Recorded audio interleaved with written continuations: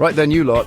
Welcome to our new series where we explore some of the most unique and unconventional warships ever built.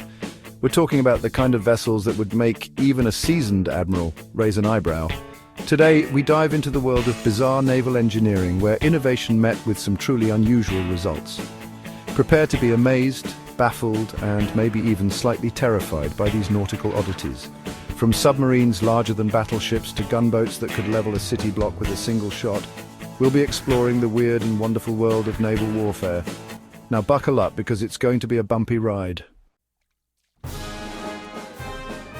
Now, I've seen some big submarines in my time, but nothing quite like this. Imagine, if you will, a submarine so large it could swallow a whole pack of those German U-boats. That, my friends, was the I-400, Japan's answer to... well, nobody was quite sure. This behemoth, longer than a football pitch and then some, wasn't content with just torpedoes. Oh no, this thing had a hangar built right into its back, capable of launching not one, not two, but 3 bloody seaplanes. Talk about ambitious. The idea was to sneak up on unsuspecting targets like, say, the Panama Canal, pop up these flying fiends and cause absolute mayhem. Of course, the war ended before they could put that plan into action, but still the sheer audacity of the thing, it's like they took a perfectly sensible submarine, went completely bonkers, and decided to weld wings on it. Brilliant. Speaking of oversized weaponry, have a gander at the Monitor FAA di Bruno. This Italian marvel of engineering took the phrase, go big or go home, to a whole new level. I mean, this thing had more guns than sense, and that's saying something. They basically took a perfectly ordinary monitor, the kind that usually potters about in rivers and whatnot, and slapped on a gun so large it looked like it was nicked from a battleship. And I'm not talking just any battleship. I'm talking the kind that could blow a hole in the bloody horizon. The recoil from this monstrous cannon was said to be so fierce that it could knock the ship off course by several degrees. It's like trying to fire a shotgun off a skateboard.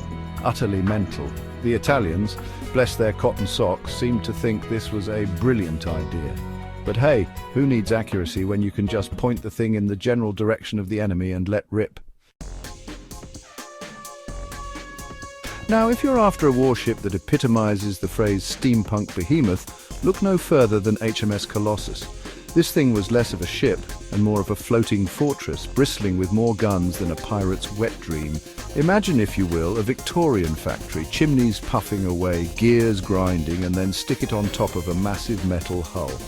That was the Colossus, a testament to British engineering at its most, well, British. It wasn't exactly known for its speed, mind you. In fact, it was slower than a week in the bloody Outer Hebrides, but what it lacked in pace, it more than made up for in sheer firepower. This thing could lob shells further than you could throw a crumpet, and it had so much armour that it would probably still be afloat today, even if you took a wrecking ball to it. A proper bulldog of a ship, that's what it was. Now, for our final act of nautical absurdity, we have the USS Wolverine. This, my friends, is what happens when you take a perfectly serviceable paddle steamer, the kind your granny might take a trip down the river on, and decide, you know what this needs? Fighter jets. Yes, you heard me right. They took this lumbering old thing, ripped out the deck chairs and the buffet car, and slapped on a flight deck. I mean, the Wright brothers hadn't even gotten off the ground when this thing was first launched. It wasn't exactly graceful, mind you. Imagine a duck trying to land on a moving walkway, feathers flying everywhere, and you're somewhere in the ballpark, but by Jove, it worked. The Wolverine and its sister ship, the Sable, served as training vessels, churning out fresh-faced pilots for the US Navy during the war. And let's be honest, if you could land a plane on this thing, you could land it anywhere. Well, there you have it, folks. Thanks for joining us on this journey through naval history's most unconventional warships. We've seen submarines bigger than battleships, gunboats with a single enormous cannon, and even a paddle steamer that somehow became an aircraft carrier.